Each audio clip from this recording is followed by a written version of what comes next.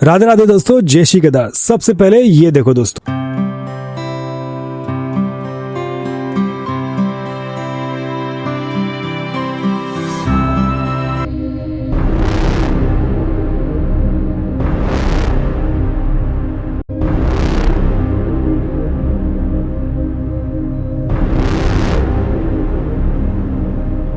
देख लिया दोस्तों।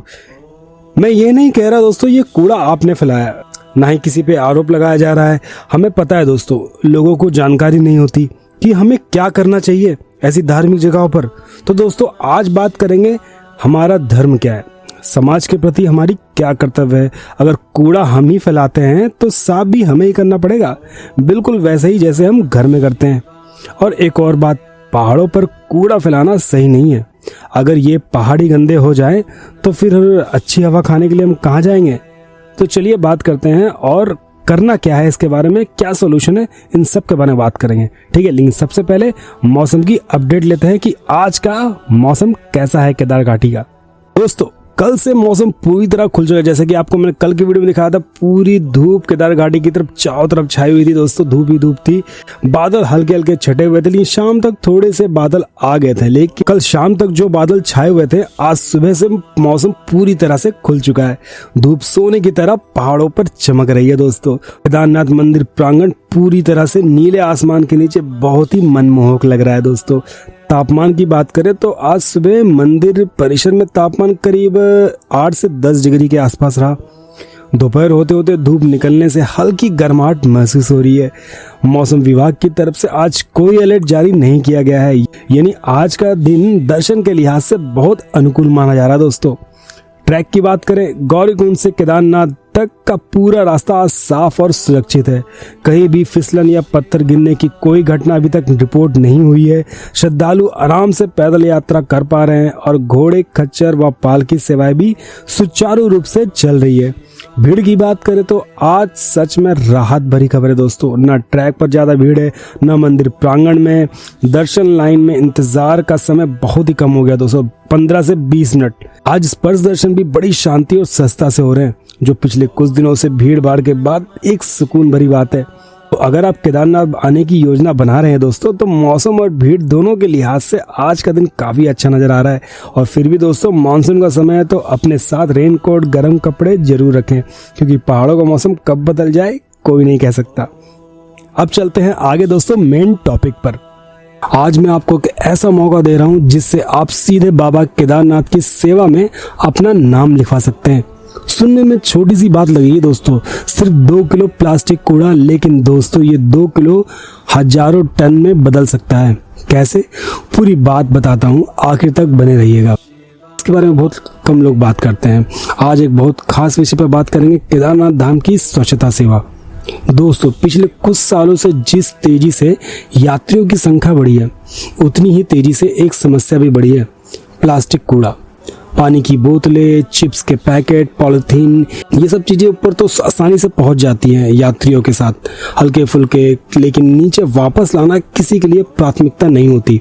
नतीजा ये होता है कि साल दर साल ये कूड़ा धाम के आसपास, पैदल मार्ग पर, मंदाकिनी नदी के किनारे जमा होता रहता है। अब सोचिए, जिस पवित्र भूमि पर हम अपने कष्ट और अपनी मनोकामनाएं लेकर आते हैं, बाबा से आशीर्वाद मांगते हैं, क्या उस भूमि को साफ रखना हमारी जिम्मेदारी नहीं है? तो दोस्तों प्रशासन और मंदिर समिति ने मिलकर एक बहुत सुंदर पहल शुरू की है। इसके तहत हर यात्री से अनुरोध किया जा रहा है कि जब वो दर्शन करके नीचे लौटे तो अपने साथ कम से कम 2 किलो प्लास्टिक कूड़ा लेकर जाएं। ये कूड़ा आपको रास्ते में ही मिल जाएगा, चाहे वो गौरीकुंड हो, चाहे वो सोनप्रयाग या फिर पैदल मार्ग के बीच के पड़ाव। रास्ते में जगह जगह कलेक्शन पॉइंट भी बनाए गए हैं, जहां आप ये कूड़ा जमा कर सकते हैं। कुछ जगहों पर तो इसके बदले में आपको प्रोत्साहन स्वरूप छोटे उपहार या प्रमाण पत्र भी दिए जा रहे हैं। लेकिन दोस्तों मेरी नजर में असली इनाम तो वो पुण्य है जो आपको बाबा के धाम की सेवा करने के बाद मिलता है। जरा सोचिए इस बात को गणित की नजर से, अगर हर दिन औसतन 15 से 20 हजार श्रद्धालु दर्शन के लिए जाते हैं और अगर उनमें से सिर्फ आधे लोग 2 किलो कूड़ा लेकर लौटे, तो एक ही दिन में करीब 15 से 20 टन प्लास्टिक कूड़ा धाम से बाहर निकल सकता है। दोस्तों सोचिए पूरे यात्रा सीजन में ये आंकड़ा कितना बड़ा हो जाएगा। ये कोई सरकारी टारगेट नहीं है दोस्तों, ये हमारी अपनी आस्था की परीक्षा है। जो बाबा हमें साल भर आशीर्वाद देते हैं, हम उनके घर के लिए इतना तो कर ही सकते हैं। अब बात करते हैं कैसे भाग लें। पहली बात, जब आप दर्शन के लिए ऊपर जाएं तो अपने साथ एक हल्का कपड़े या जरूरी थैला जरूर रखें।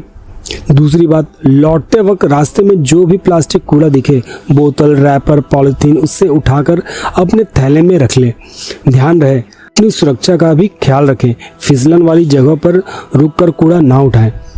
तीसरी बात, गौरीकुंड और सोनप्रयाग में बने कलेक्शन सेंटर पर ये कूड़ा जमा कर वहां मौजूद स्वयंसेवक आपकी मदद करेंगे।